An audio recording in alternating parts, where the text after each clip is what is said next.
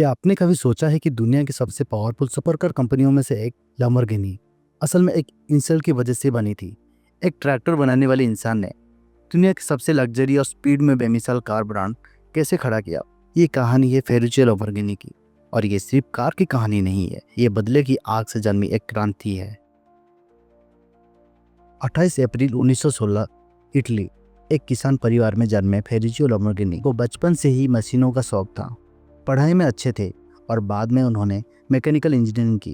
द्वितीय विश्व युद्ध के दौरान उन्होंने इटालियन एयरफोर्स में बतौर मैकेनिक काम करने का मौका मिला। वहीं से उनका इंटरेस्ट इंजन और मैकेनिक्स में और बढ़ा। युद्ध के बाद जब वो घर लौटे तो उन्होंने देखा कि इटली में किसानों को ट्रैक्टर की ज़रूरत थी। उस समय ट्रैक्टर महंगे, सीमित मात्रा में उपलब्ध थे।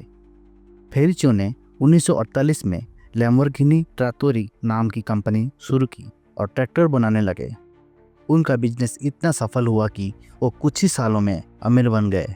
और जैसे जैसे उनकी दौलत बढ़ी, उनका शौक भी बढ़ा लग्जरी कारों का। फेरुचियो लैम्बोर्गिनी के पास कई महंगी गाड़ियाँ थी, जिनमें से एक थी फरारी 250 जीटी, उस जमाने की सबसे बेहतरीन स्पोर्ट्स कार में से एक। लेकिन उन्हें इसमें एक दिक्कत महसूस हुई, क्लच बार बार खराब हो जाता था। फेरुचियो को मैकेनिक्स की अच्छी समझ थी, इसीलिए उन्होंने खुद अपनी फरारी का इंजन खोलकर चेक किया और फिर वो सीधे एंजो फरारी के पास गए और बोले, तुम्हारी कार में दिक्कत है, इसे ठीक करना चाहिए।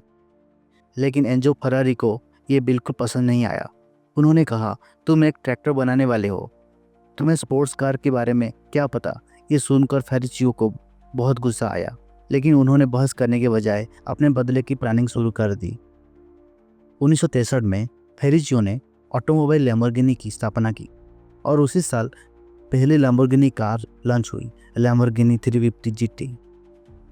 ये कार एक मास्टरपीस थी। शानदार डिजाइन, दमदार इंजन और फरारी से बेहतर ड्राइविंग एक्सपीरियंस। लेकिन असली धमाका 1966 में हुआ, जब उन्होंने लैम्बोर्गिनी मियूरा लॉन्च की। मियूरा ने पूरी दुनिया को चौंका दिया। ये पहली सुपरकार कही जाने वाली कार थी। फरारी के लिए ये बड़ा झटका था। लैम्बोर्गिनी अब सिर्फ एक नाम नहीं, बल्कि एक रेवोल्यूशन बना चुका था। लैम्बोर्गिनी सिर्फ कार नहीं थी, ये एक एटीट्यूड थी। फरारी जहाँ एलिगेंट थी, लैम्बोर्गिनी वहाँ एग्रेसिव, लाउड और बोल्ड थी। लैम्बोर्गिनी की मॉडल जैसे कॉन्टैक्ट, डायब्लो, मर्सिलागो और एवेंटाडोर ने सुपरकार इंडस्ट्री को पूरी तरह बदल दिया। लैम्बोर्गिनी की पहचान सिर्फ उसकी स्पीड या डिजाइन से नहीं था, बल्कि उसकी बुल लाइक पर्सोना थी। उनके लोगों में बैल का निशान भी इसी वजह से रखा गया, क्योंकि फेरुचियो को बुल फाइटिंग पसंद थी और वो खुद टॉरस राशि के थे। लेकिन हर सफल बिजनेस को मुश्किल दौर से गुजरना पड़ता है।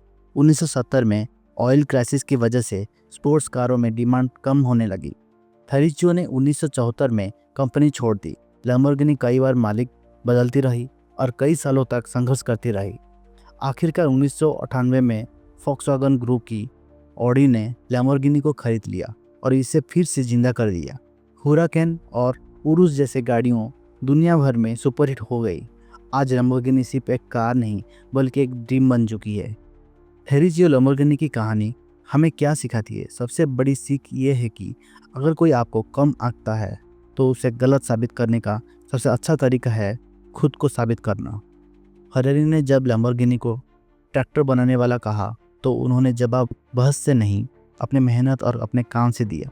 तो अगली बार जब कोई आपको कहे कि आप कुछ नहीं कर सकते, तो याद रखना, सफलता ही सबसे बड़ा बदला है। अगर आपको लैम्बोर्गिनी की ये कहानी पसंद आई तो वीडियो को लाइक करें, चैनल को सब्सक्राइब करें और कमेंट में बताएं आप लैम्बोर्गिनी की किस मॉडल को सबसे ज़्यादा पसंद करते हैं।